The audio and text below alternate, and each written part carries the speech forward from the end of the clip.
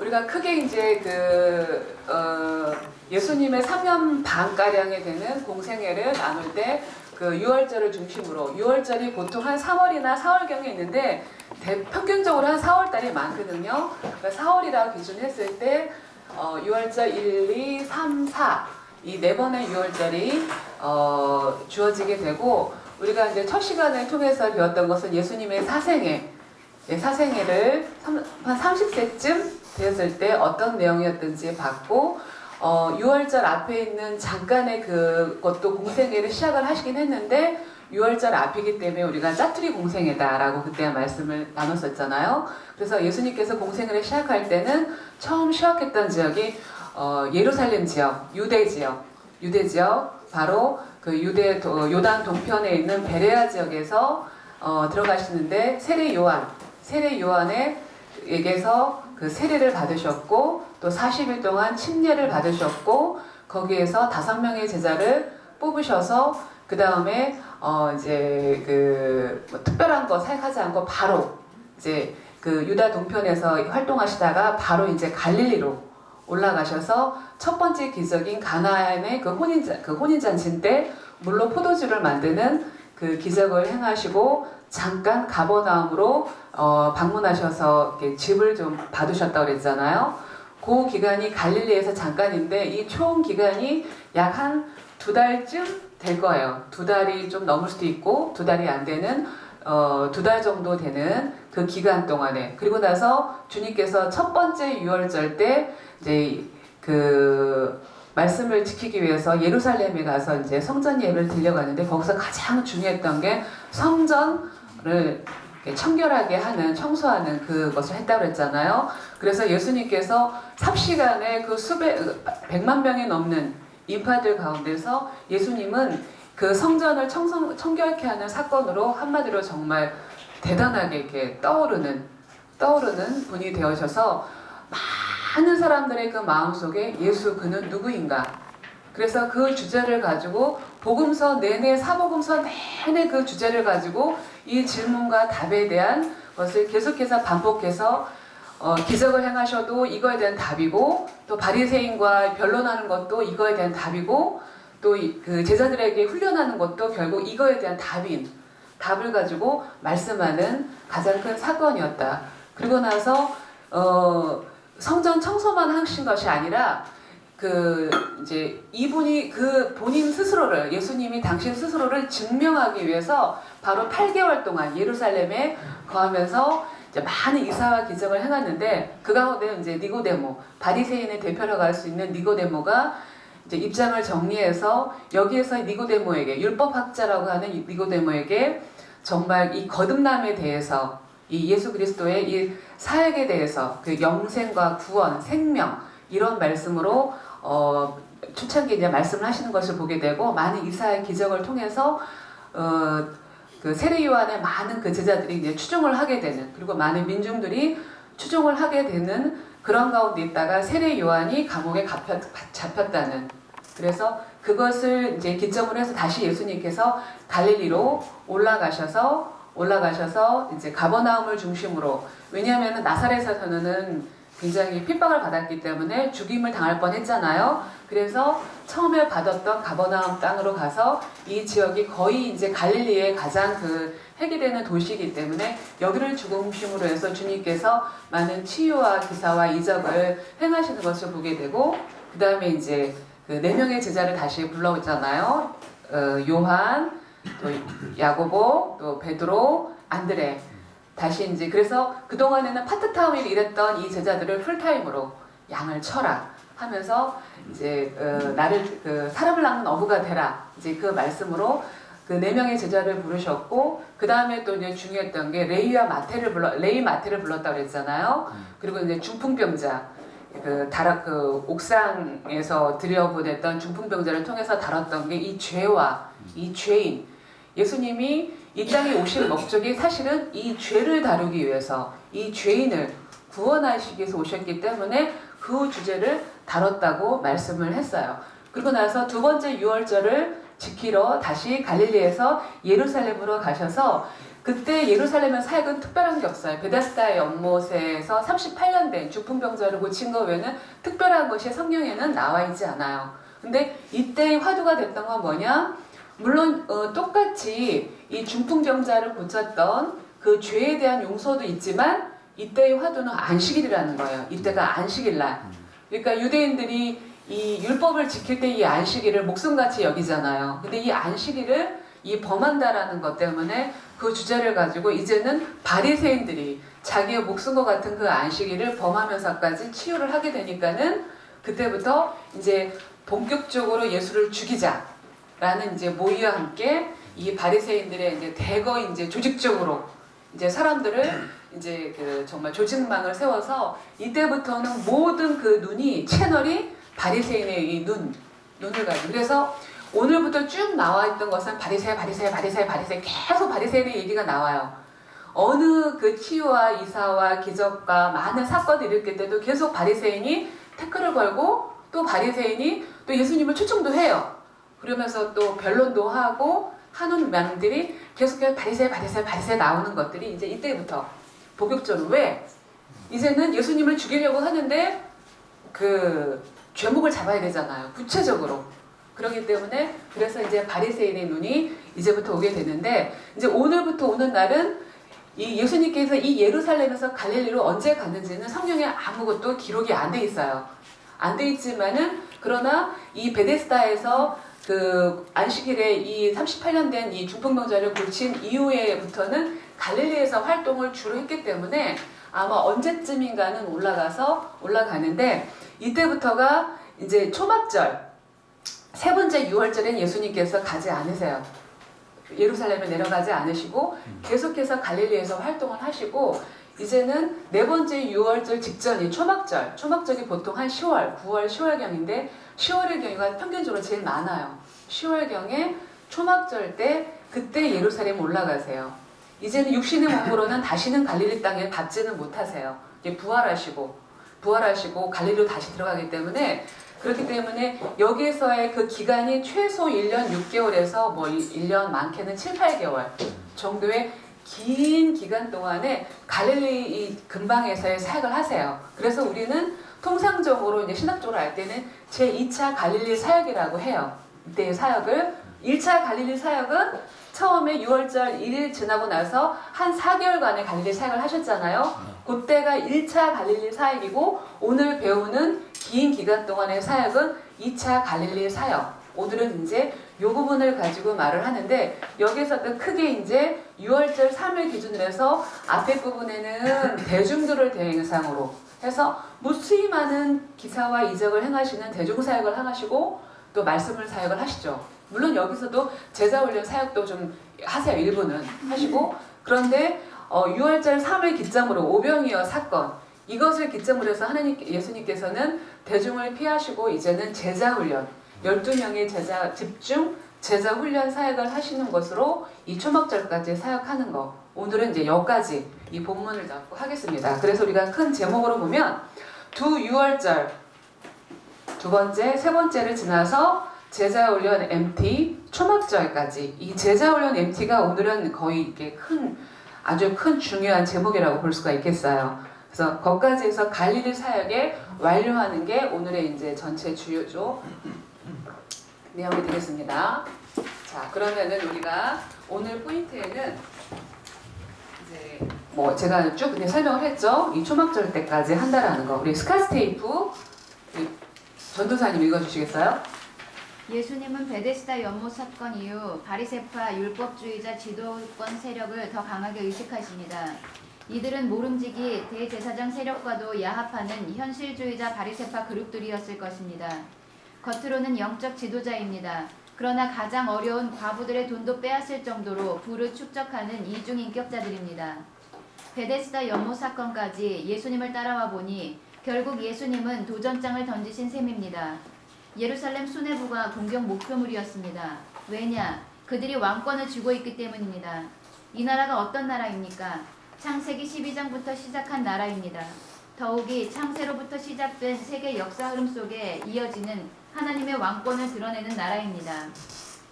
외형적인 정치 측면으로는 로마와 헤롯 가문이 왕권을 장악하고 있지만 내면적으로는 대제사장, 바리새파, 사두개파 등 영적인 선생들이 주도권을 쥐고 있습니다. 마치 유다 말기에 왕들이 나라를 다스릴 때 예레미야를 반대했던 거짓 선지자들이 백성들을 인도했던 것처럼 말입니다. 소경이 소경을 인도하듯이 말입니다. 전쟁입니다. 예수께서는 지금 도전하고 계십니다. 로마에게도 헤롯 가문에게도 그리고 유대의 선생들에게도 내가 유대인의 왕이다 라고 말입니다. 유대인의 왕은 세계사의 왕이십니다. 다시 말하면 예수님은 지금 세상에 오셔서 그것을 주장하고 계시는 중이라 이 말입니다. 왕싸움을 하는 중입니다. 성경은 왕싸움 이야기입니다. 애당초 예루살렘 성전의 장사꾼들을 채찍으로 내어 쫓으실 때부터 예수님은 그 메시지를 세상에 던지셨습니다. 두 번째 유월절 때도 마찬가지셨습니다. 내가 안식일의 주인이다. 나는 하나님의 아들이다. 나는 하나님과 동등한 존재이다. 입니다. 그러므로 두 번째 유월절에 베데스다 연못가에 있던 38년 된 중풍병자를 고치신 사건이 앞으로 미칠 영향이 얼마나 대단할지 예수님은 알고 계셨습니다. 공적으로도 죽여야 한다고 발표했으니 말입니다. 예수님은 이런 분위기를 뒤로하고 곧 예루살렘을 떠나신 듯합니다. 더 이상의 정보가 사복음서에는 없습니다. 예수님은 다시 갈릴리로 향하십니다. Y좌표 이동 순간입니다. 사복음서 기록을 보면 앞으로 엄청나게 많은 갈릴리 사역들이 수북하게 쌓여 있습니다. 자, 이제 두 번째 유월절을 지나 다시 갈릴리 사역이 시작됩니다. 그래서 우리가 1번에 보니까는 6월절 이후에서 6월절 3을 지난 초막절 때까지 우리가 범위를 줄로 잡아야 되는데 그 작은 1번 보면은요, 우리가 써볼까요? 6월절 이후에 다시 갈릴리로 올라가심, 갈릴리로 가심, 다시 갈릴리로 가심. 우리가 Y좌표가 이동하는 순간이죠. 6월절 이후에 다시 몇 페이지예요? 54페이지. 예, 쓰세요. 다시 갈릴리로 가심. 이때 갈릴리로 가셔서 엄청나게 많은 갈릴리 사역을 한다라는 걸 우리가 알고 있어야 돼요. 읽어보신 분은 알 거예요. 그 다음에 2번 6월절 3에는 예루살렘에 올라가지 않으심. 그래서 우리가 6월절 3까지는 가버나움을 중심으로 해서 대중사역을 한다고 우리가 아까 말씀드렸죠. 그 다음에 세 번째 다 쓰셨어요? 예루살렘에 올라가지 않으심. 세 번째 6월절 3 이후에는 초막절에 예루살렘에 올라가심. 뭐 간단해요. 이게 범위를 잡는 거니까. 그래서 초막절 때까지는 갈릴리 그 외곽에 있는 그 이방 땅을 중심으로 해서 집중 제자 훈련 사역을 하세요. 그래서 뭐 그럼에도 불구하고 대중들이 많이 따라다니긴 하지만은 어쨌든 조용한 곳에 가서 예수님께서 집중 제자 훈련 사역을 한다라는 거. 근데 이 사이사이에 이 기득권층들, 특히 바리새인들의 그 눈을 우리가 보고서 우리가 이제 이 본문으로 들어가야 된다는 것을 보겠습니다. 우리가 큰 2번 6월절 이후에 6월절 3까지 이어지는 일들이 있습니다. 첫 번째 보면은 6월절 이후에 그 가장 큰 이슈는 이제 흘러가는 이슈는 안식일이에요. 자, 6월절 이때 그 베데스다 연못에서 이 바리새인들이 문제를 삼았던 게 안식일이잖아요. 근데 예수님께서 안식일의 주인이라고 말을 하잖아요. 그래서 갈릴리 왔을 때도 이들의 타겟은 안식일 날 예수님께서 뭘 하시는가 거기에 아마 포커스를 맞췄을 거예요. 그러니까 여기 누가복음 6장에 보면은 왜 예수님께서 안식일 날 이삭을 잘라서 먹잖아요. 이제 배가 고프다고 하니까는 왜 그것을 먹느냐 이런 얘기. 그 다음에 누가복음 6장 6절에 보면은 그 안식일 날 손 마른 사람, 손 마른 사람을 고치시잖아요. 그러니까 이런 걸로 그러니까는 안식일 날 이 눈이 빨개져가지고 이 바리새인들이 뭔가 죄를 잡는 건 이만큼 좋은 제목은 없는 거예요. 율법을 어기는 거니까. 그러니까는 이 바리새인들에게는 그 안식일 날 이 죄를 이제 기록하기 위해서 가장 그 법적인 증거를 잡고자 아주 치명타를 날리기 위해서 안식일에 포커스를 두었다라는 것을 볼 수가 있고, 그 다음에 두 번째 6월절 이후에 갈릴리 오시자마자 12제자를 확정하세요. 12제자를. 이 12제자가 나머지 우리가 지난주까지 뽑았던 7명의 제자들은 우리가 이제 언제 뽑았던 걸 알잖아요. 그 외 5명은 언제 어디서 뽑았는지는 몰라요. 나오지는 않지만 어쨌든 많은 사역을 행하신 가운데서 주님께서 아마 거기서 뽑았을 거예요. 그래서 우리가 오늘 제가 나눠드렸죠? 잠깐 볼까요? 12제자가 누구인가?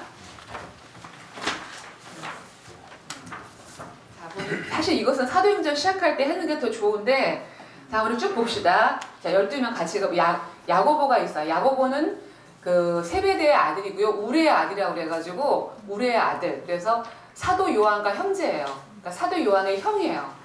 그리고 베드로 시몬이 있고요. 베드로가 있고 시몬이라고도 하는 베드로.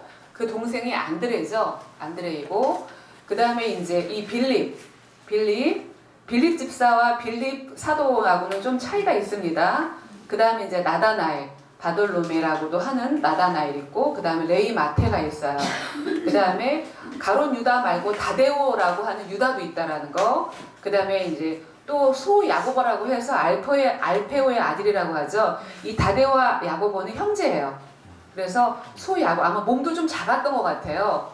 그리고 사도 요한의 그 야고보는 큰 체격이 커가지고 아주 그냥 우렁차고 그냥 혈기 왕성한 이런 사람이었다고 합니다. 그 다음에 이제 시몬이 열심당원이라고 하는데 다른 주석에 보면 이 사람이 유대인은 아니고 가나안 사람이라고 나와 있어요. 이 사람이. 그리고 이제 도마가 있고 디두모라고 하죠. 그 다음에 가론 유다인데 나중에 빠지고 이제 마띠아 들어가 있는데 이 사람들이 하나같이 다 순교를 했습니다. 100%. 그 다음에 이제 사도 요한도 이제 거의 순교나 마찬가지예요. 막 반모삼이 유배제. 원래 그 기름 끓는 가마에다가 집어넣었는데 살아났어요. 어떻게.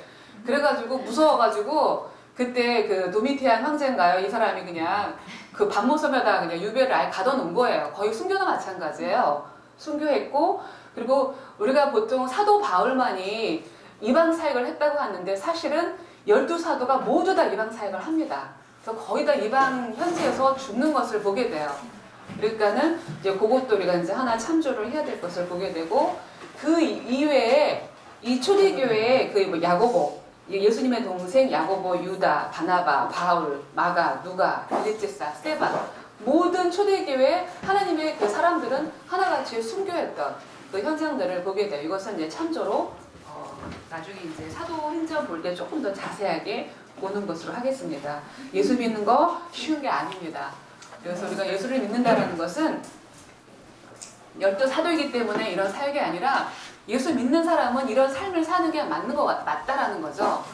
그러니까 우리가 구약에는 그래도 축복받는 게 있지만 신약에는 우리가 물질, 풍요, 다산, 축복받는 거 하나도 안 나와 있어요. 예수를 믿는 건 곧 죽음이요, 고난이요, 헌신이요. 이거라는 걸 우리가 알아야 돼요. 아멘. 소리가 안 나네요? 아멘. 네. 소리가. 아까 나왔는데. 뭘 맞으신 것 같은데. 그래서 우리가 예수를 믿는다라는 것은 다른 마이크는 없어요? 사모님 그 마이크 없이 하면 안 돼. 좀 더 크게 하려다가 예. 하울링 걸 제가 줄이다 보니까 아 그랬어요? 아니, 딴 마이크 갖다 드리다. 마이크도 있고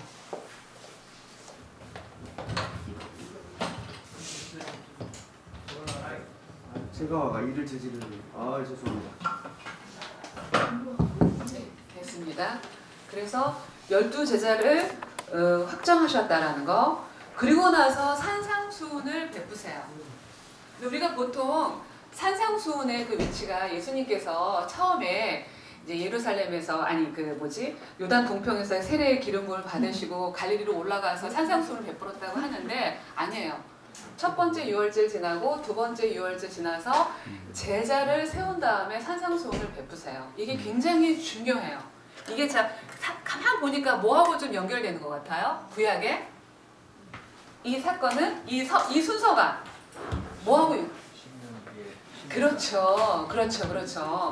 자, 우리가 지금 하나님께서 구약에 보면은 아브라함에게 너로 인해서 큰 민족을 이룬다고 그랬잖아요. 그래서 이 이집트에 가가지고 한 400여 년 동안에 약 한 250만에서 한 300만의 이 백성을 만들어요. 그래서 모세를 통해서 이들을 끌어가지고 시내산 광야까지 끌고 오잖아요. 그래서 시내산에서 그 모세와 그 백성들과 하나님이 나타나셔서 시내산 언약을 해요. 그래서 그 백성들을 다 모았는데 그 백성들은 모두 몇 개의 지파로 나눠요. 12개의 지파로 나누잖아요. 12개의 지파로 쫙 나눈 다음에 나는 너희의 하나님이 되고 너희는 나의 백성이 될 것이라고. 한마디로 교회의 모체가 되는 이 백성이 될 것이라고 선포를 하시고, 그리고 나서 그 언약을 하신 다음에 모세를 산으로 끌고 가서 무엇을 주죠? 십계명. 십계명과 그 다음에 율법을 주는데, 우리가 십계명은 뭐 1부터 뭐 4계명이 있고 5부터 10계명을 쭉 주고 내용을 쭉 쓴 다음에 그 다음에 이거에 대한 디테일한 그 판례라든가 뭐 실질적인 것들이 쭉 율법으로 주어지잖아요. 그게 출애굽기도 나와 있고 대표적인 책이 레위기라고 말을 했잖아요. 물론 이제 민수기나 신명기에서도 반복을 하지만 레위기는 하나의 역사가 아니라 교과서라고 말을 했잖아요. 그래서 이 십계명에 준하는 이제 디테일한 생활법이 될 수 있는 법들을 성경을 줘요. 그쵸? 그러니까는 먼저 백성을 먼저 부르고 그 다음에 계명을 주죠. 근데 신약에 와서도 똑같이 먼저 하나님께서, 예수님께서 어떻게 해요? 12제자를 먼저 불러요. 여기에서 백성을 12지파로 나눴다고 그랬잖아요. 12지파. 근데 이제는 12제자, 예수님으로 말미암는 구원받는 이 그룹인 12제자는 이제는 하나님 나라의 백성의 아주 초석이 되는 사람들이에요. 그래서 계시록 21장에 가서 새하늘과 새 땅이 나올 때는 12지파 이름이 있는 게 아니라 12제자의 이름이 있다라고 성경에 나와 있어요. 그러면 구약은 모형이에요. 이제는 모형, 그동안 모형이었고 이제는 실제가 나오는 거예요. 그리고 나서 베풀었던 게 산상수훈이에요. 산상수훈이 팔복이라고 하잖아요. 8개 복이 아니에요. 이 복된 사람, 그 한 사람, 하나님의 사람이 되는, 하나님의 백성이 되는 이 표상이 되는 사람의 형태는 이런 사람이다 해가지고 팔복으로 나오는데, 이것도 1에서 4, 5에서 8 이렇게 나눠지고, 그 다음에 5장, 6장, 7장 마태복음 5장 초입부에 이제 팔복에 대해서 설명한 다음에 이거에 대한 구체적인 내용들 뭐 오룻밤을 치며 몇 밤을 쳐라, 오리를 가자며 십리를 가라, 뭐 어쨌든 이런 구체적인 그 살면서의 생활 윤리가 될 수 있는 내용들을 5장, 6장, 7장에다가 그대로 설파하고 있는 것을 보게 돼요. 그래서 이 십계명과 율법이나 산상수훈, 이 모든 내용들은 사실은 하나님의 백성이 된 사람들의 어떤 윤리 도덕이라는 것을 우리가 알 수 있다라는 거죠. 이렇게 연결이 됩니다. 그래서 우리가 구약은 모형이라고 해요. 우리가 어때요? 집도 모델하우스가 있고 그 다음에 이제 사는 집이 있잖아요. 사는 집이 있는데 실제로 그런 모델하우스는 나중에 필요가 없잖아요. 석고를 혹시 만들어 보셨나요? 제가 석고를 쭉 만들고 나서 그 다음에 거기다가 이제 본을 뜨기 위해서 석고를 이렇게 흙으로 먼저 만든 다음에 그 다음에 이제 본을 뜨잖아요. 그런 다음에 나중에 이제 본을 떠놓고서 굳어지면 나중에 그 안에다가 석고를 쫙 부어요. 그러면 본이 됐던 건 다 깨버려요. 그리고 이제 실제로 그 석고 상만 이제 이렇게 딱 이렇게 전시를 하는 것처럼 신약은 실상이 나온 거예요. 이게 그동안 하나님의 나라, 하나님의 이 몸된 이 교회, 새하늘과 새 땅을 말하기 위해서 그동안의 구약 모든 것은 하나의 모형이 되는 거예요. 그럼 실제가 나온 모형은 어떻게 돼요? 삭제가 되게 되잖아요. 다. 그러니까 예수님도 육신의 몸으로 왔기 때문에 결국 죽으셔야 되는 거예요. 삭제가 돼야 되는 거예요. 예수님으로는 구원이 안 돼요. 예수님이 죽으시고 부활해야, 그래야 예수 그리스도가 되는 거예요. 우리는 지금 그분을 믿는 거예요. 그분을.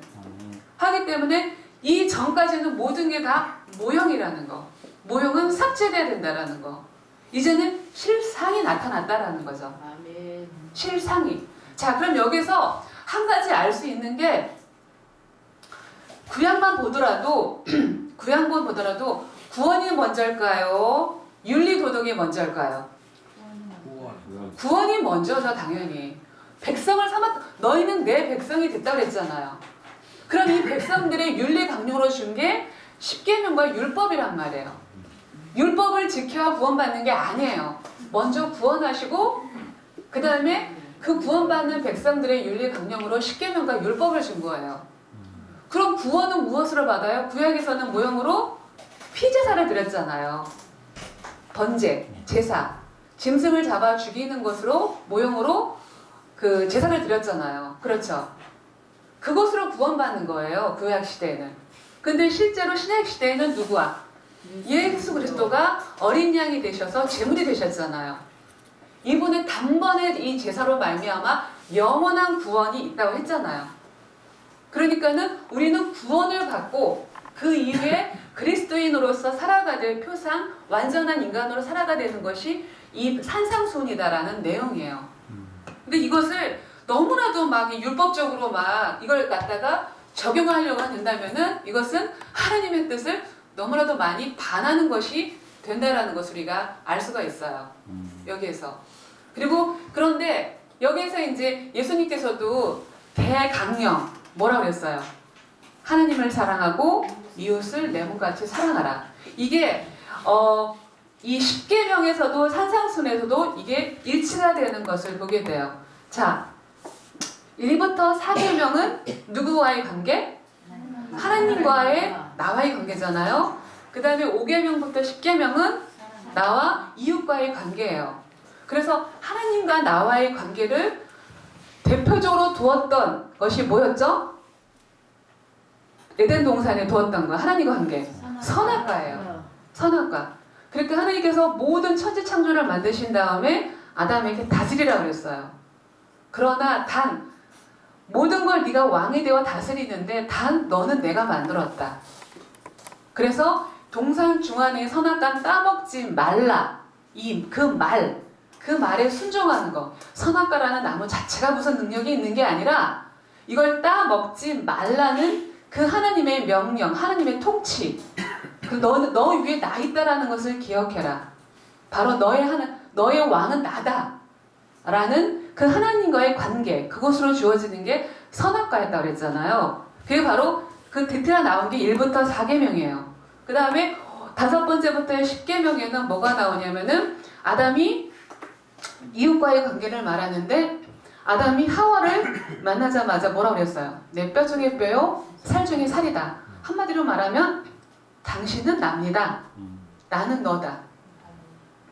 나는 너다. 그래서 아담 한 사람으로 전 인류가 나왔다고 그랬잖아요. 사실 하나예요. 같은 사람이에요. 하나인데 지금 인간이 죄를 짓고 나니까 분리가 일어나잖아요. 싸움이 일어나고. 그래서 정말 우리가 아까는 죽는 날 동안 우리 인생 가운데 나그네 인생이라고 하는데 죽는 날 동안 그 하나님이 왕이고 나의 아버지라는 거 그거 알고 이웃, 부부만이 아니라 자식만이 아니라 이웃이 내 몸이고 나인 것만을 알고 간다면 우리는 죽어도 돼요. 오늘 죽어도 돼요. 이거 깨달으라고 이 인생이라는 걸, 이 시간표라는 걸 우리 각자에게 다 몫으로 주신 거거든요. 너는 나다. 나는 너다. 이 사랑. 그게 바로 그래서 예수님께서도 대강령 하나님을 사랑하고 이웃을 내 몸같이 사랑하라고 말한 거예요.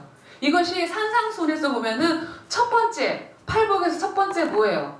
심령이 가난한 자는 복이 있나니. 이렇게 신약에서도 시작하잖아요.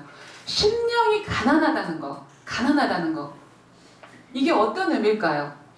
나는 하나님 앞에서 어떤 의로운 거 단 0.0001%도 없고 나는 정말 그런 비참한 존재이고 그래서 칼빈의 5대 강령에서 보면은요 이 부분을 뭐라고 했냐면 인간은 전적인 부패한 존재라는 거예요.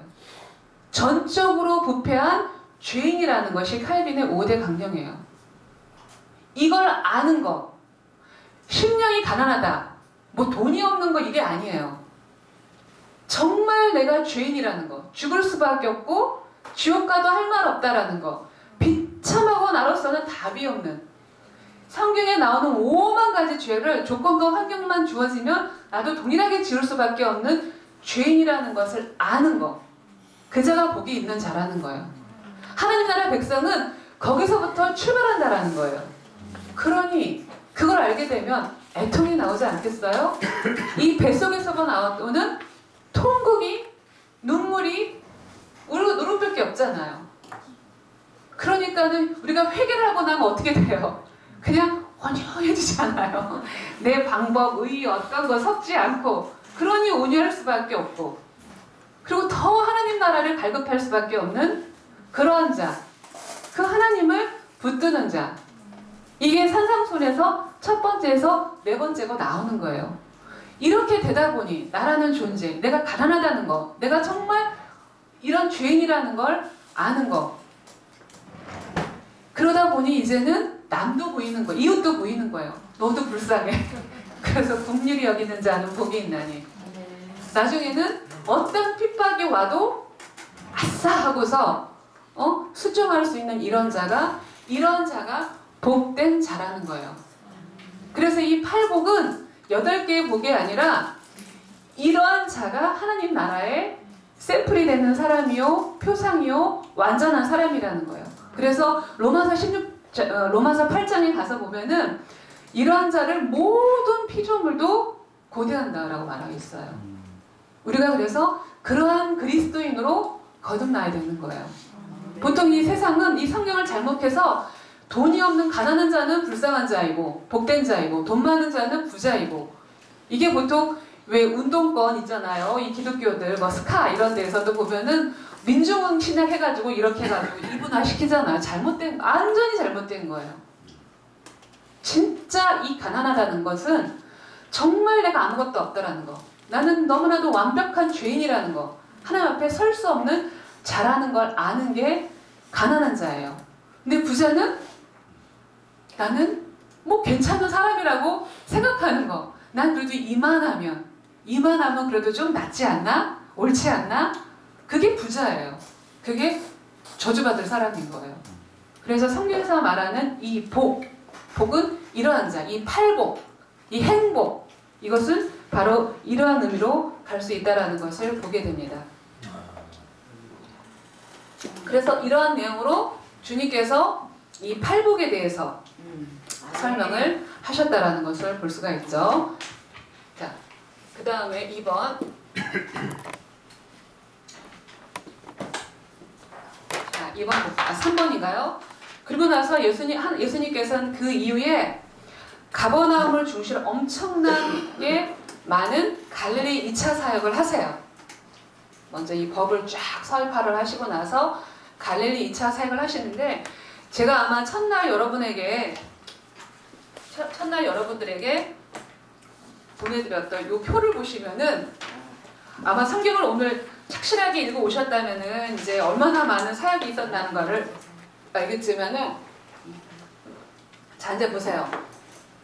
12제자도 이제 딱 이제 수족이 될 수 있는 12제자도 뽑았겠다.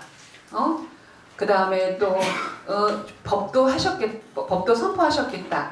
그러니 이제부터는 이제 적극적으로 이것을 증거하고 전도하는 일로 집중하시겠죠. 그러니까는 우리가 여기 표에 보니까 그때 제가 첫날 나눠드렸던 이 표에 보니까는 뭐가 있겠어요. 뭐 나병 환자도 고치시고, 또 백부장의 하인을 고치시고, 나인성 과부의 아들들도 고치시고, 그다음에 세례 요한이 또 이제 질문도 하죠. 정말 오실 리가 당신이니까. 이것은 좀 이따가 좀 설명하겠습니다. 그다음에 또 이거에 관련된 많은 설교들, 회개치 않는 도성들에 대한 책망도 하세요. 베라시나, 벳세다야, 고라시나, 뭐 가버나움아 하면서 너희들이 회개했으면은 벌써 이 소돔과 고모라 땅이 벌써 구원을 받았을 거다라고 그럼에도 그 많은 기사와 이적을 행함에도 불구하고 회개치 않는 이 백성들에 대한 심판을 하시는 것들도 보게 되고, 그 다음에 이제 바리새인 시몬 집에서 옥합을 깨트린 여인이 나타나죠. 거기서 이제 바리새인이 또 이제 실갱이하는 그 내용들, 그 다음에 이제 귀신 들린 자, 예수님을 바알세불의 그 힘을 빌려서 귀신을 내어 쫓는다, 막 이런 변론도 하잖아요. 그래서 이제 그런 내용들도 하는 것도 보게 되고, 그럼에도 불구하고 서기관과 바리새인들은 계속해서 표적, 네가 하나님이면 어디 표적을 나타내봐라.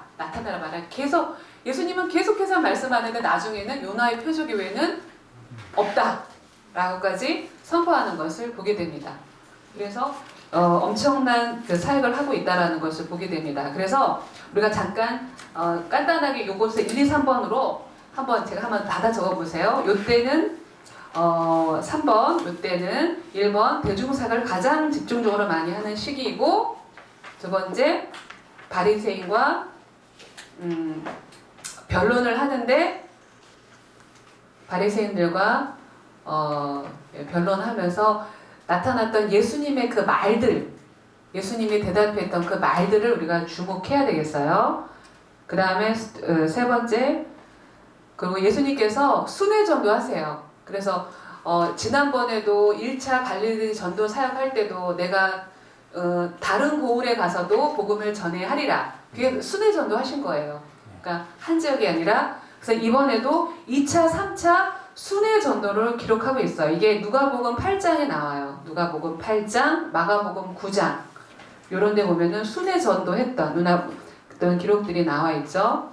그리고 이때에는 네 번째로 산상수훈 외에도 많은 비유들이 있어요. 비유는 누구들 때문에 비유를 했다고 그랬죠? 바리새인들 때문에. 그래서 그때 우리가 그 길가에 떨어지는 씨앗비옷 하잖아요. 그죠? 그리고 그 옥토에 심겨진 씨 이러면서 씨앗 비유라든가 곡식과 가라지 비유라든가 겨자씨 비유, 누룩에 대한 비유, 감추인 보화나 진주, 그물 이런 거, 새것과 옛것, 등불, 등경 위에 그 등불을 둔다고 그랬잖아요. 자라나는 씨 비유. 이 모든 것들이 사실은 무엇을 설명하려고 하는 거냐면 하나같이 하나님의 나라. 그 비유는 결국 하나님의 나라에 대한, 하나님의 나라 백성들의 구성원이 어떻게 될 것인가, 이거에 대한 설명이라는 것을 볼 수가 있습니다. 그리고 또 예수님께서는 다섯 번째로 떠나왔던 고향을 한번 방문을 하세요. 여전히 갈릴리 나사렛에서 배척을 하시죠. 그러면서 이 가족들도 좀 힘들어해요. 누가복음 8장을 한번 펴볼까요? 누가복음 8장 9절을 보죠. 우리가 좀 잘 알죠? 이 부분을 보면 여러분들이 예수님 좀 너무 불효자가 아니야? 이런 것들도 우리가 전 초창기에 그런 생각도 좀 했어요.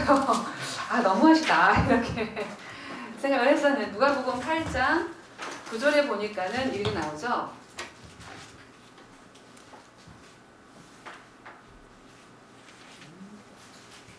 일단은 19절만 가나요? 네네, 19절. 그렇죠. 이제 9절부터는 바로 이제 쭉 나오는 거. 19절에 보니까는 예수의 어머니와 형제들이 예수께로 왔으나 많은 사람들 때문에 예수께 가까이 갈 수가 없었습니다. 그래서 사람들이 예수님께 말했습니다. 선생님의 어머니와 형제들이 선생님을 만나러 밖에 와 있습니다. 그럴 때 예수님께서 하나님의 말씀을 듣고 실천하는 사람이 바로 내 어머니요, 내 형제들이다. 그래서 진짜 내 어머니와 내 형제는 여기서 믿는 사람들이라고 표현을 해요. 그러면 쉽게 말하면 그때 이 어머니와 이 형제들은 예수님을 안 믿은 거예요. 예수님을 안 믿으면 형제라도 이방인인 거예요.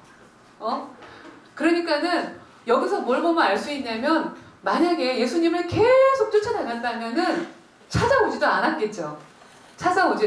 그러니까 쫓아다니지 않았다라는 거예요.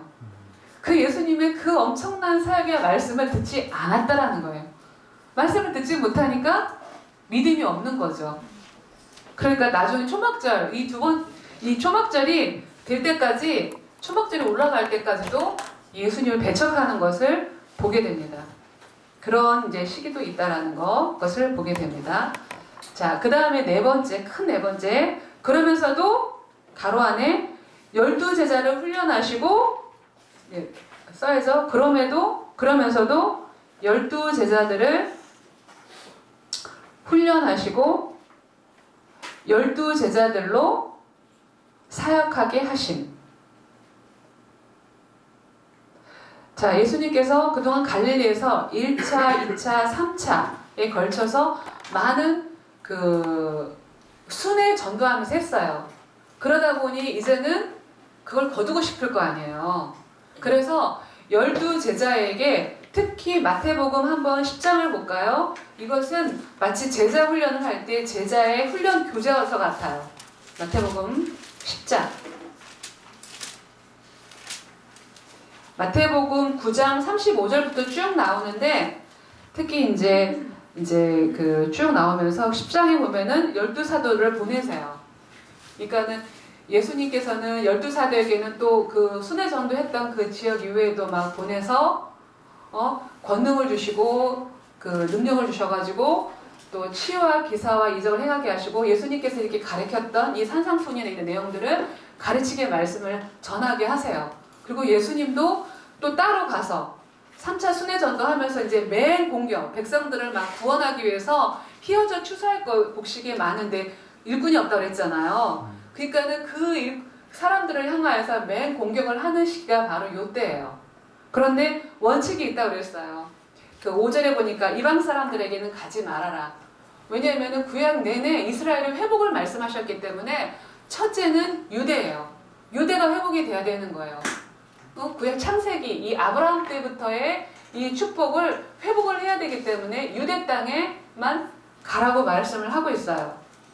그 다음에 9절에 보니까 주머니에는 금도 은도 동도 지니지 말고 옷 2벌 여행 가방도 가지지 말라고 하고 어딜 가든지 평안을 그 가정에게 축복을 하고 만약에 그들이 거부하면 먼지 털고 이방인 축복하고 나오라고까지 그러면서 앞으로 18절에 보니까는 너희들이 이렇게 복음을 증거하는 게 나 때문에 물론 이 당시도 있겠지만 향후에 이제 예수님이 올라가시고 나서 부활하시고 승천하신 뒤에 사도행전 시대가 지나가다면은 총독들과 왕들 앞에서 끌려가 그들과 이방 사람들에게 너희가 증인이 될 것이다. 앞으로는 그런데 너희에게 20절 말하는 자는 바로 하나님의 아버지의 영이라고 말해요. 그러죠? 그러니까 걱정하지 말라.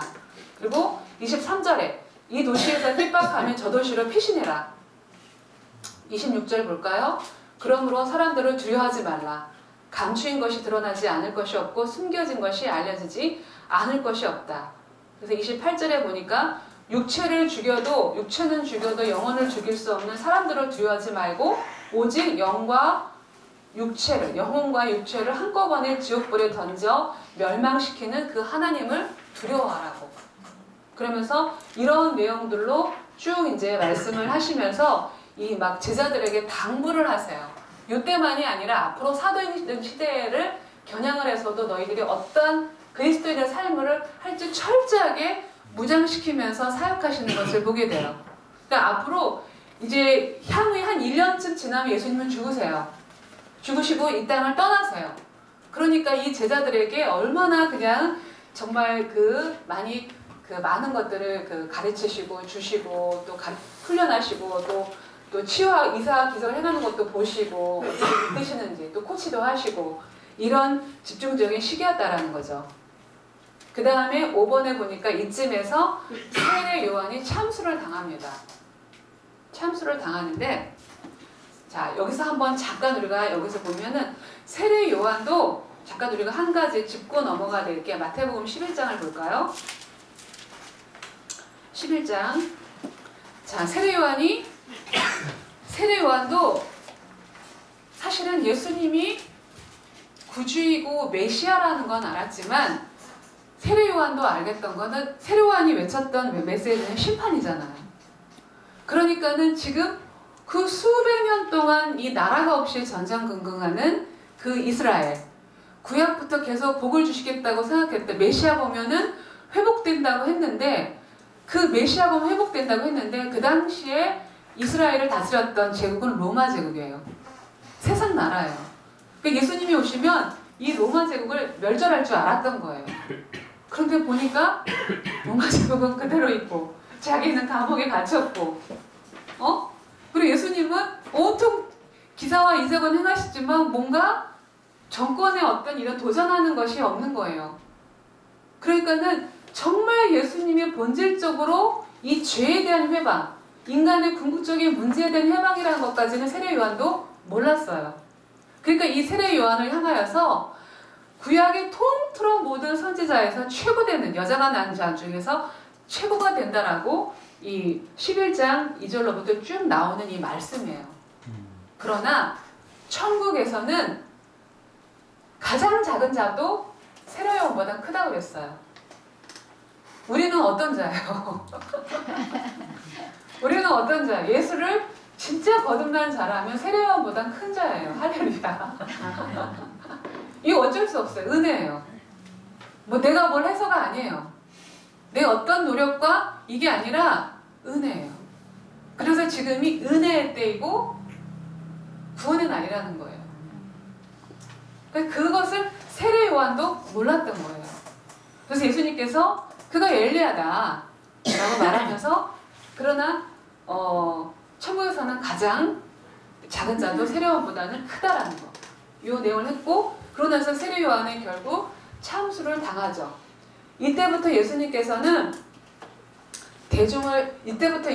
아시는 거예요. 이제 곧 당신의 때가 왔다라는 거. 그때는 이제 제자 훈련과 민중 사역을 중복하시다가 이제는 집중적으로 제자 훈련만 해야 되겠구나라고 이제는 그 마음이 이제 기울이시고 집중하시는 시간을 보게 됩니다.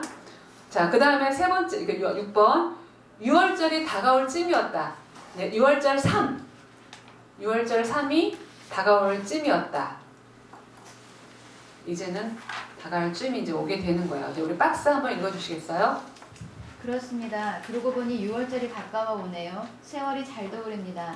그런데 이번 6월절 3에는 예수께서 예루살렘에 올라갈 생각을 하지 않으십니다. 이때 무슨 일이 일어나는 줄 아세요? 바로 오병이어 기적이에요. 우리도 벳세다 들녘으로 어이 가봅시다. 보리떡 5개와 물고기 2마리 도시락을 싸갖고 걸어가는 아이 보이세요? 네. 자, 여기서 여기 중요한 또 이제 본문이 나오는데요. 이 오병이어 사건이 굉장히 중요해요. 자, 이 사건의 배경이 되는 것은 사실은 예수님께서 12제자들을 다 이제 불러다 각지 사역을 하고 나서 돌아와서 보고할 거 아니에요. 이제 제자들이 이런 기적 이런 거 하고 되잖아요. 그러니까 이제 수고했다. 이제 너희들도 가서 쉬어라. 그러니까 여기서 보시면은 이제 여기저기 가서 이제 사역하셨다가 이 벳세다라는 지역, 이 가버나움을 중심으로 주로 활동을 하셨잖아요. 그런데 이 벳세다는 거의 산지예요. 산지. 그리고 사람들이 인정이 없는 곳이에요. 그러니까 너무나도 많이 막 이제는 예수님만 기사와 이적을 행하는 줄 알았더니 12제자까지 가세해서 행하니까 얼마나 많은 민중들이 오겠어요. 그러니까는 세례 요한도 참수됐다라는 그 말도 들은 터에 이제는 좀 더 휴식을 하시려고 벳세다 광야로 간 거예요. 그러다 보니까는 사실은 벳세다 광야에 가다 보니 거기에는 가게도 없어요. 먹을 게 없는 거예요. 그러니까는 없다 보니까 예수님께서 보리떡 5개와 물고기 2마리로 5,000명, 사실은 2만 명이 넘죠. 남자 수만 5,000명이니까. 그러니까는 이 기사와 이적을 행했다라는 이 배경이 된다, 이 배경이라는 거죠, 이것이. 근데 이때가 되면은 예수님의 인기가 어때요? 5,000명, 2만 명을 먹였단 말이에요. 인기가 당연히 절정이에요. 그동안 보니까 예수님이 기사와 이적, 병자도 고치고 죽은 자도 살리셔요. 그런데다가 바다도 잠잠케 해요. 자연계도 다스려. 창조주 하나님인 거잖아요, 한마디로.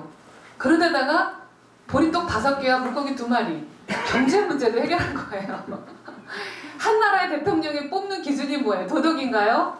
경제잖아요. 전 세계 어디나. 이 경제라는 거, 이 돈이라는 건 백성의 피와 같은 거 아니에요. 이까지 하니까는 이제는 백성들의 이 심장에는 더 두고 볼 거 없다. 왕삼자.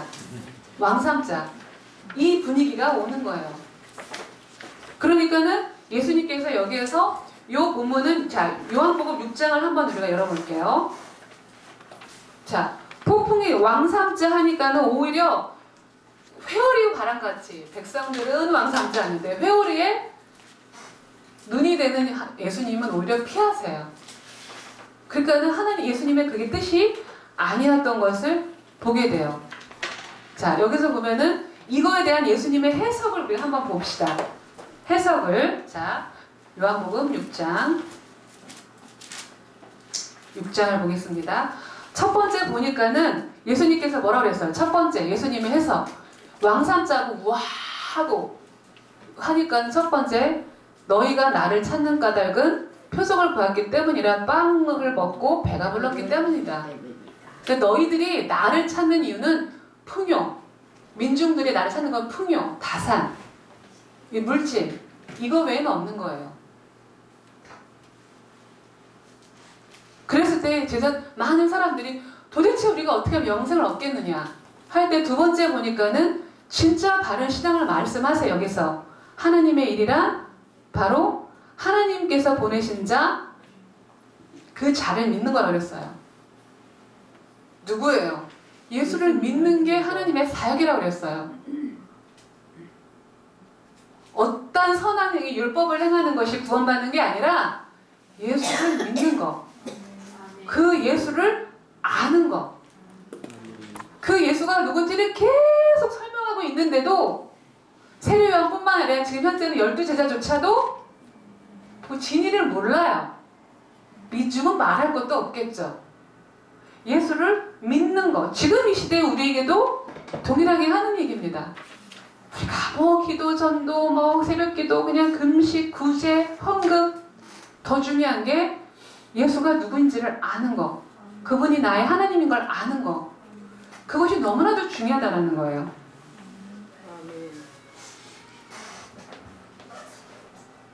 그래서 예수님께서 계속해서 이 떡, 산떡이라고 그러잖아요.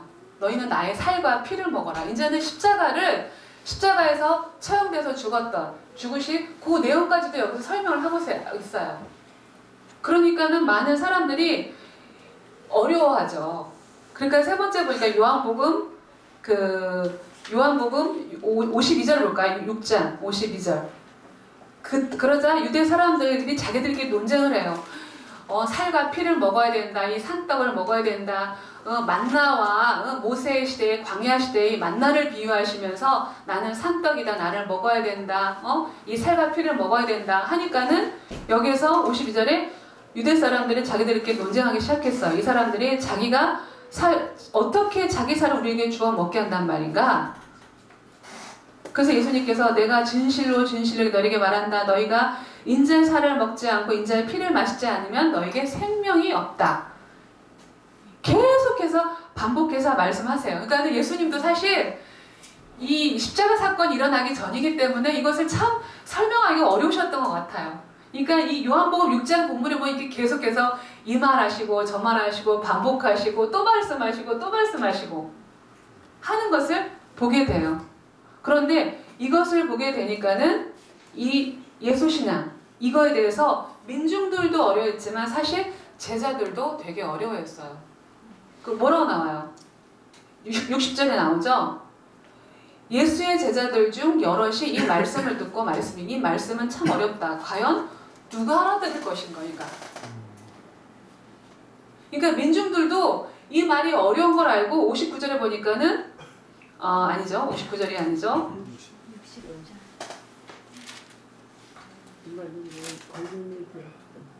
66절 맞습니다. 이 말씀 때문에 제자들 가운데 많은 사람들이 떠나갔고 더 이상 그분과 함께 다니지 않았다고 그랬어요. 그러니까 대부분의 많은 민중들이 예수님이 죽음, 살과 피, 왕될 생각은 안 하시고 엉뚱한 말만 하시니까 그 흥분에 자꾸 먹어야 된다, 안 된다 하시니까는 민중들이 다 대부분 많이 떠나갔다고 했어요. 그럴 때 예수님께 뭐라고 그랬죠? 제자들이 너희도 나를 떠나겠느냐 했더니 영생의 말씀이 여기 있사온데 어떻게 떠나겠냐고 말을 하죠. 근데 여기 12제자 중에 누가? 가룟 유다가 예수님을 완전히 배반할 마음을 갖는 데가 오병의 역사 이때예요. 그 뒤에 나오죠. 71절에 보니까는 이것은 가룟 시몬 아들 유다를 두고 하신 말씀인데 이 70절에 내가 너희 12를 택하지 않았느냐? 그러나 너희 중에 하나는 마귀다. 그 다음 가룟 시몬의 아들 유다를 두고 하신 말씀이었다. 12제자 중에 한 사람이었지만 나중에 예수를 배신할 사람이 된다. 그러니까 그 많은 군중뿐만 아니라 12제자 중에 한 명이었던 가룟 유다조차도 예수님께서 실제로 십자가에서 일어날 죽으심과 이 살과 피, 진짜 이 떡의 의미를 말씀을 하니까는 예수님을 배반할 마음을 이때 가지고 간다라는 거죠. 그러니까 여기에서 갈려지는 것을 보게 됩니다.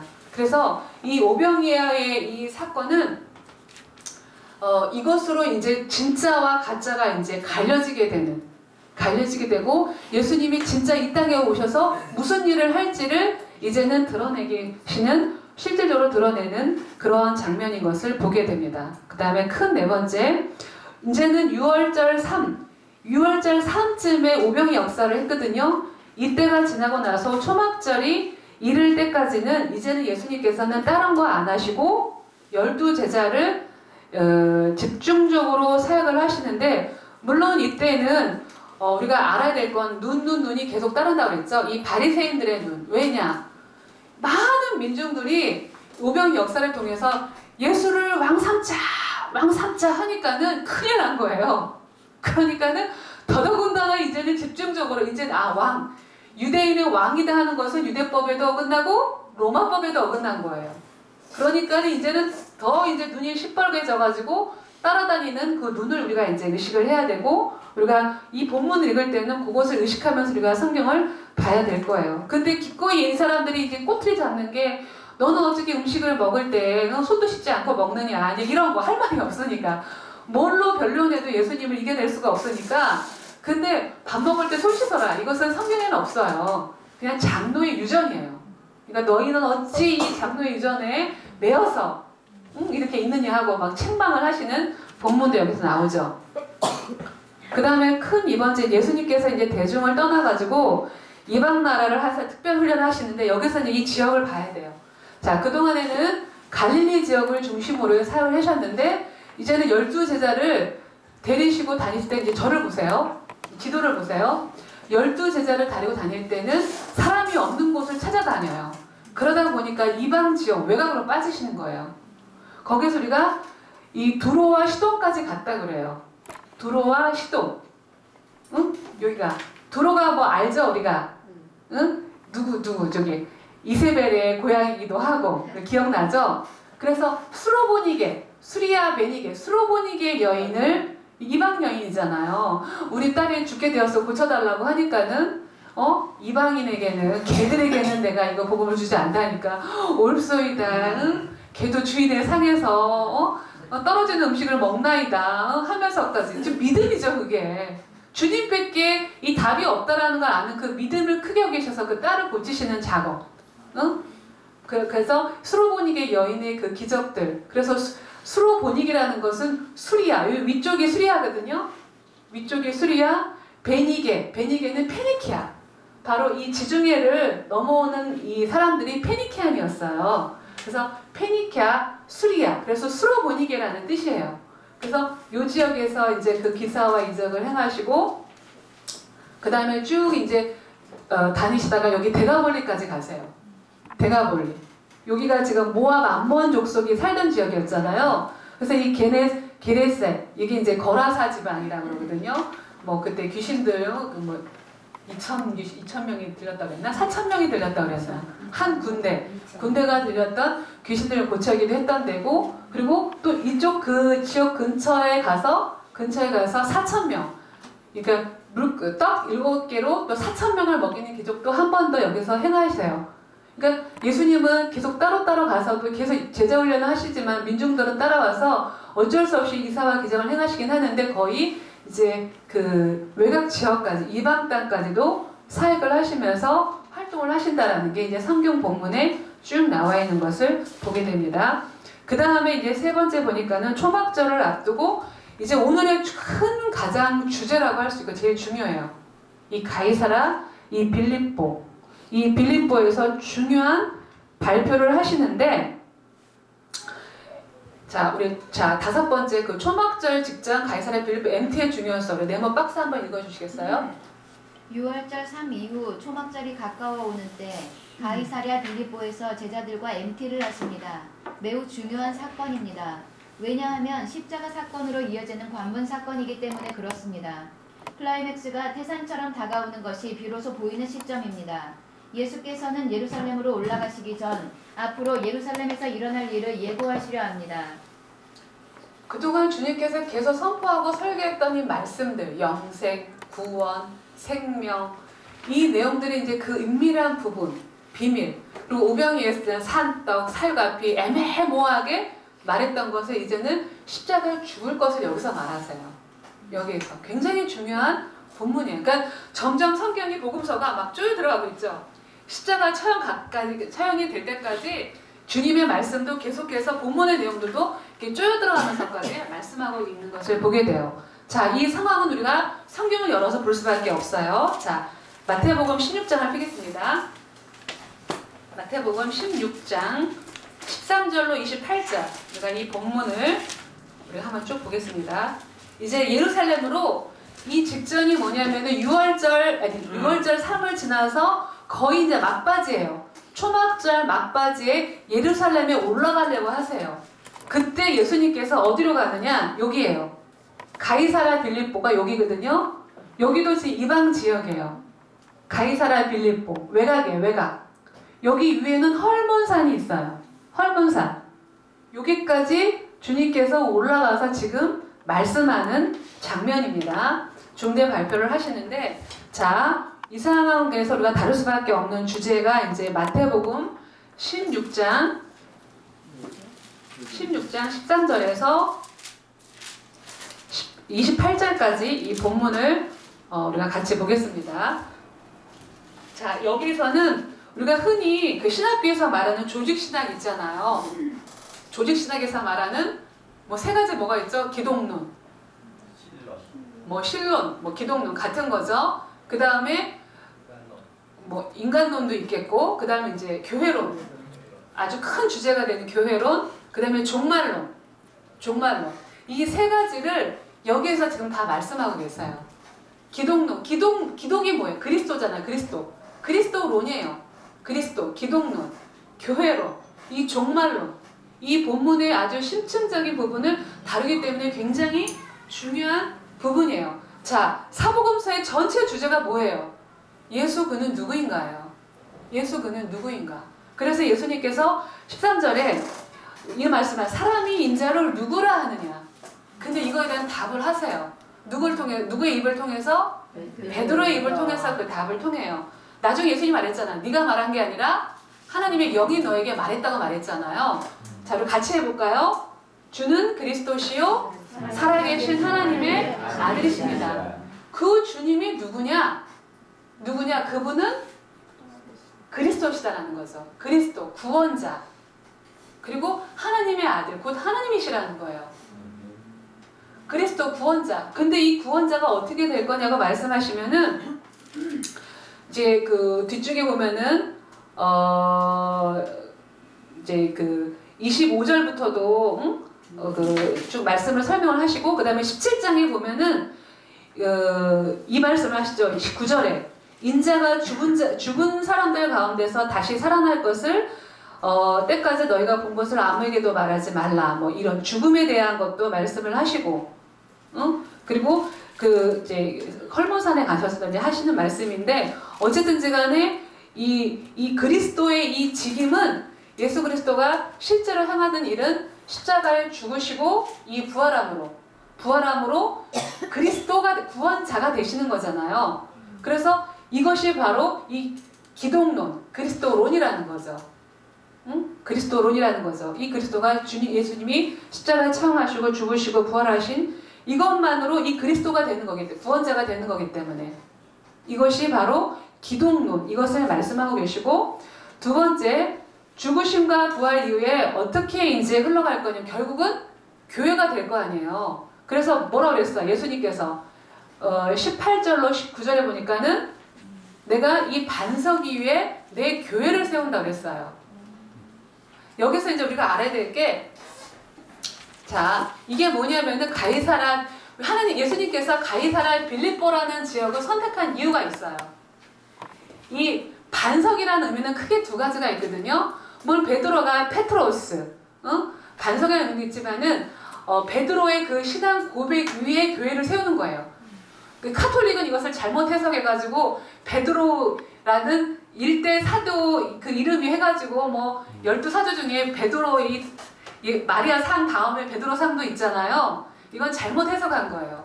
베드로의 그 신앙 고백, 그 고백에 그 반석이라는 의미는 그 고백 위에 교회를 세우는 의미가 첫 번째가 있고, 두 번째는 뭐냐면은 그 당시에 가이사라의 빌립보에는 이 로마의 판신이라는 게 있어요.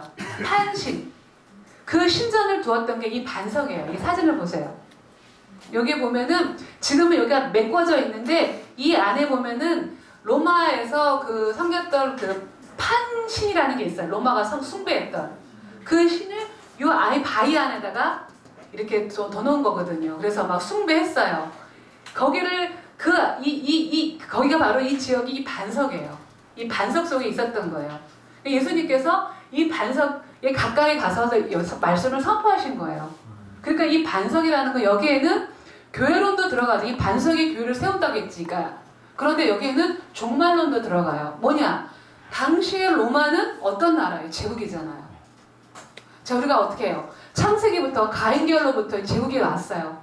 바벨탑 사건이 일어났고 쭉 전 세계 열방으로 가다가 나중에 가나안 땅에 들어가 보니까 나중에 이 유대인들을 이렇게 침공했던 게 누구? 아수르 제국, 그 다음에 바벨론 제국, 페르시아 제국, 헬라 제국, 그 다음에 이 제국들이 절대로 갖지 못했던 이 권력과 이 정치와 이 힘을 이 로마 제국이 가졌던 거예요. 그래서 우리 1학기 때 구약 배웠을 때 기억나시죠? 다른 데는 제국들이 그냥 노표가 짜금짜금 가다 말았는데 로마는 나중에 뚱뚱뚱뚱 해져가지고 그냥 어마어마한.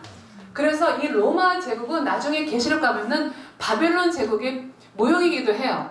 그리고 세상 나라의 모형이기도 해요. 근데 이 반석 위에 교회를 짓겠대요. 그러니까 이 교회라는 게 이 로마 제국을 무너뜨리고 이 발등상이 되게 하고 그 위에 교회를 세운다라는 건 결국 교회는 승리한다는 거예요. 여기에는 종말론의 의미도 있는 거예요. 그러니까 이 짧은 본문이지만 여기에는 그리스도가 누구인가?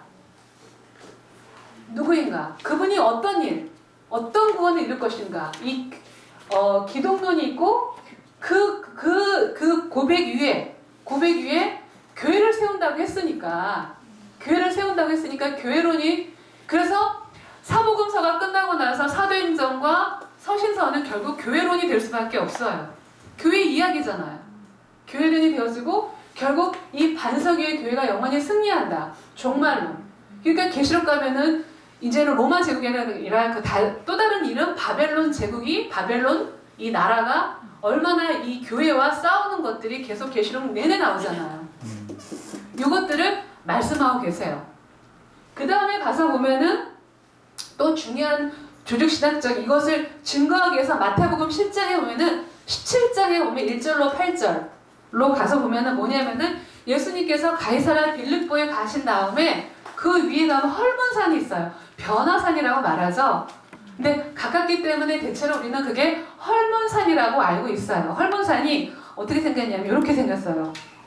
저는 가봤는데 91년도에 처음에 이스라엘 갔을 때 그 헐몬산 주변에는 막 이스라엘은 있지도 않은 이런 폭포수, 아름답죠. 거기는 거의 사막이에요. 그런데 이런 폭포수에 이런 강가에 굉장히 숲이 우거져요.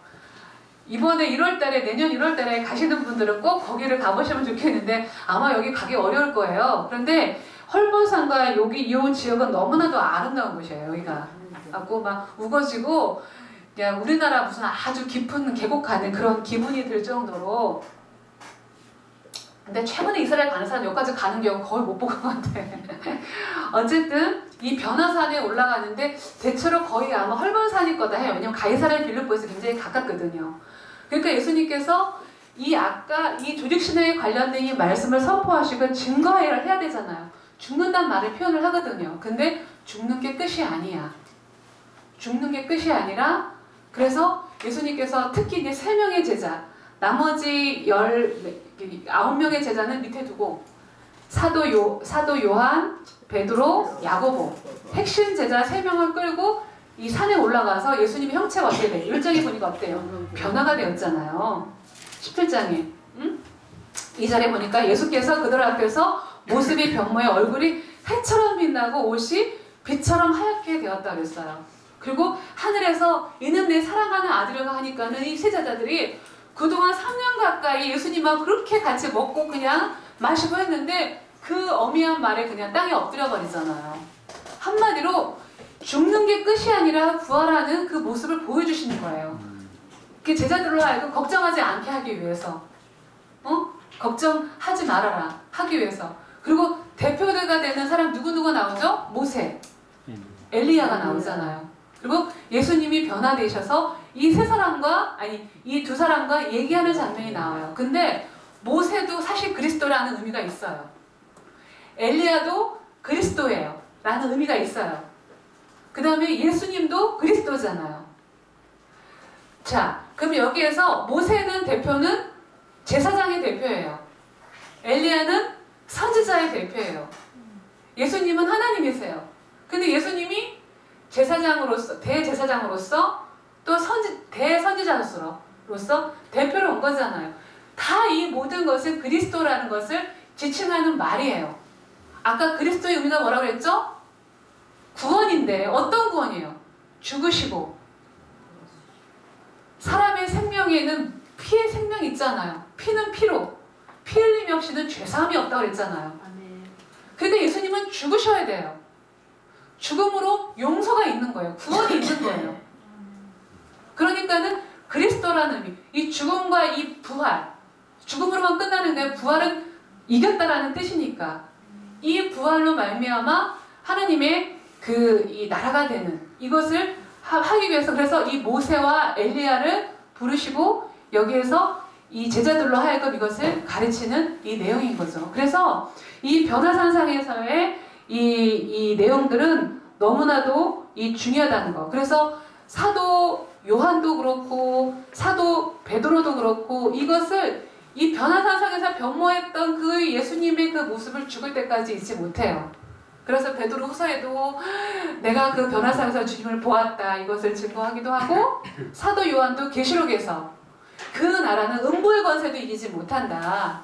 결국 그 그리스도가 결국 이 교회가 접속되어서 하실 거다. 그래서 계시록 1장에 보면은 7교회가 나오는 거예요. 7교회를 지칭해서 말씀하시고 있는 것을 보게 돼요. 자, 그 다음에 세 번째 MT 그 이후에 우리가 박스 한번 읽어주시겠어요? 제자들은 가이사랴 빌립보 변화산 등지에서 특별한 경험들을 했습니다. 병을 고치시고 물 위를 걸으시는 이적들과는 다른 경험이었습니다. 그러나 무엇보다 제자들을 흥분시킨 것은 아싸 드디어 예루살렘으로 올라가는구나 였어요. 제자들의 콧구멍이 벌름거리는 모습이 보이시나요? 자, 여기에서 그런 이렇게까지 죽는다 말했는데 어렵도다. 그리고 근심하더라. 그리고 그냥 뭔지 모르는 거야. 이게 뭔지를 아직까지도. 그런데 여지껏 따라왔던 이 제자들에게는 이제는 동일하게 세례 요한과 같은 마음이에요. 로마 정부를 무찌르고 이제 예수님께서 예루살렘 간다 하니까는 막 흥분한 거야. 이제는 폭동이 일어나겠구나. 드디어 우리가 그 수백 년 동안 목말라 했던 창세기부터 목말라 했던 그 나라 메시아 보면 영원한 그 나라 이루어지는데 이제는 뭐 더 할 게 있는가? 제자들이 이 마음이었다라는 거. 그래서 제자들의 분위기 몽몽몽몽 동상이몽이었다라는 거죠. 자, 우리 마태복음 20장 한번 펴볼까요? 마태복음 20장. 자, 여기에서 어떤 일들이 일어나냐면은 자, 20장 17절로 19절 볼까요? 예수께서 예루살렘에 올라가시면서 12제자를 따로 불러놓으시고 올라가시면서 아직 올라가시는 건 아니에요. 올라가시는 길이에요. 12제자를 불러놓으시고 그 곁에 이제 보라 우리는 지금 예루살렘에 이제 올라갈 거다. 그럼 거기서 인자는 대제사장들과 율법 학자들에게 넘겨질 것이고 그들은 인자에게 사형 선고를 내릴 것이다. 그 다음에 그리고 그들이 인자를 사람들에게 넘겨주게 되고 인자는 조롱을 받고 채찍을 받고 십자가에 못 박을 것이다. 그런데 인자는 3일 만에 부활할 거라고 말을 해요. 분명히 똑같은 자리에서 말을 했던 내용이에요. 그런데 한번 볼까요? 20절, 21절. 예수께서 20절을 볼까요? 그때 세베대의 아들들의 어머니가 자기 아들들과 함께 예수께 다가와 무릎을 꿇으며 간청했습니다. 예수님께서 뭘 원하느냐 하니까는 연히 대답하길 주의 나라에 가면 이제 저 예루살렘에 가서 나라를 세우시면 오른편에는 둘 중에 하나 아들을 하나는 오른편에 하나는 왼편에 이게 사실 누구의 마음이었을까요? 사도 요한과 야고보의 마음이었을 거예요. 그러니까 어머니를 충동해서. 근데 이 세베대의 이 부인이 누구냐면은 마리아의 자매예요. 그러니까 이모야 이모 예수님한테는. 그러니까 예수님이 조카라 생각하니까 백을 쓰는 거예요 한마디로. 그러니까 사도 요한과 이 야고보는 이렇게 친족으로 보면은 사촌이에요 사촌지간. 그러니까 사실 이게 제자의 마음이었던 거예요. 그러니까 여기 보세요 24절에 이 말을 들은 다른 10명의 제자들이 붕괴했다고 그랬어요. 다 똑같은 마음이라는 거죠. 서로 좌편에 우편에. 이 싸움을 나중에도 예수님 처형하기 직전까지도 싸워요. 6개월 내내 싸우는 거예요. 한마디로. 이렇게 알아보지 못하고. 그래서 여기에서 보니까는 그리고 이제 그래서 이 말씀을 하셨고 두 번째 이제 잠깐 가버나움 본 동리로 들어와서 이제 짐을 챙기셔야 되겠죠. 이제는 짐을 챙겨가지고 이제는 예루살렘으로 이동할 준비를 해야 되는 거예요. 그래서 이제는 이때 가시게 되면 다시는 육신으로는 갈릴리 땅에 못 오세요. 그래서 긴 기간 동안에 갈릴리에 2차 사역을 하시고 이제는 6개월 동안에 향후 이제 6개월 이제 초막절을 지내고 수전절을 지내고 6월절 네 번째가 되면 예수님이 죽으시거든요. 죽으시는 요 기간 때까지 이제는 제자들은 흥분하면서 이제 가게 되고 예수님은 이제 마지막 사역을 준비하러 가시게 되는 장면을 보게 됩니다. 우리 박스 한번 읽어주시겠어요? 두 번째 6월절 이후 생긴 이슈 역시 예수 그는 누구인가 였습니다. 예수님은 당신을 누구라고 하셨나요? 안식일의 주인 하나님이시라는 것이었습니다. 그 이후 계속되는 주장도 어이없는 발언뿐입니다. 죄를 사할 권세가 있고 영생을 두고 구약 성경 전체가 예수에 대한 이야기라고 하고 심판주로 올 것이라고 하고 하늘에서 내려온 만나라고 하고 내 살과 피를 먹어야 영생한다고 하고 얼마나 상대하기 어려운 존재입니까? 당시 바리새파 지도자들이 이 사실을 얼마나 힘들어했겠습니까? 그러나 그들이 성경신학자라면 풀 수 있는 문제였습니다. 그들이 기록된 예언서의 글을 추적했더라면 훨씬 접근이 쉬웠을 텐데 그들은 갈릴리 예수님을 말 그대로 추적할 뿐이었습니다. 그래서 6월절 이후 계속되는 긴 갈릴리 사역 기간 동안에도 예수님 뒤만 쫓아다니며 꼬투리 잡기의 혈안이었습니다. 예수님은 이제 제자들에게 이 질문을 들이대십니다. 너희들은 나를 누구라고 하느냐? 주는 그리스도시요 살아계신 하나님의 아들이십니다. 라고 고백은 해놓고 그것이 무슨 의미인지 말해줘도 모릅니다.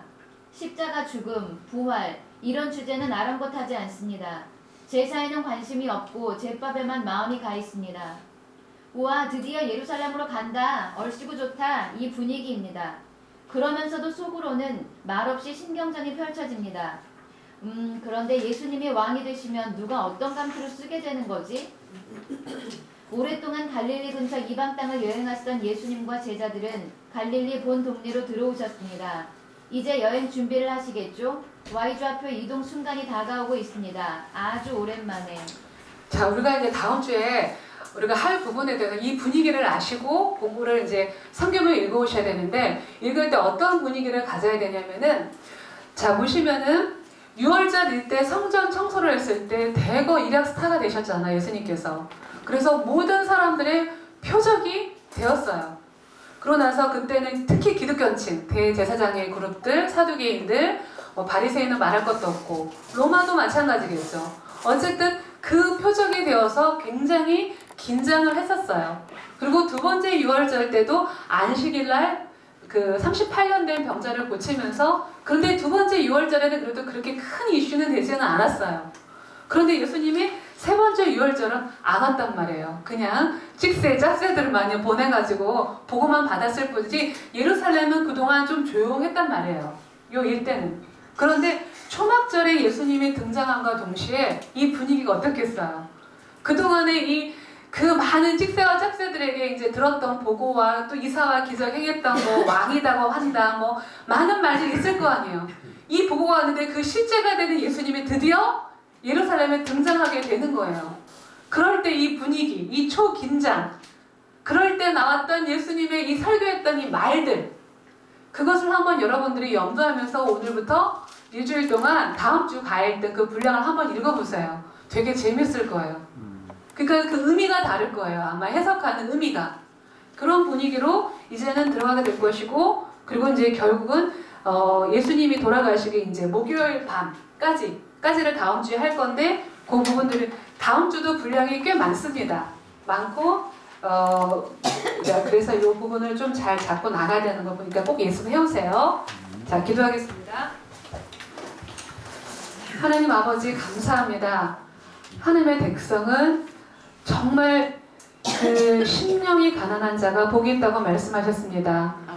나는 아무것도 할 수 없고 비참한 존재이며 하나님 앞에 어떤 그 한터럭에 그 실오라기 같은 그 의도 털끝만큼도 없는 비참한 존재인 것을 깨닫는 자가 복된 자이고 그런 자에게가 하나님의 백성의 기초가 된다고 말씀하였습니다. 그런 우리가 오로지 주님께 고백할 수 있는 것은 주는 그리스도시요 살아계신 하나님의 아들심을 고백하는 이 고백밖에 없습니다.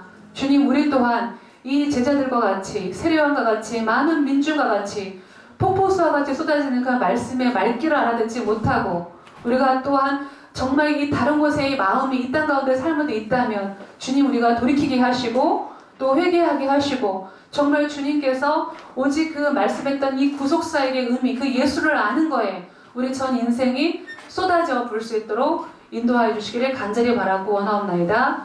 예수님의 이름으로 기도하였습니다. 아멘.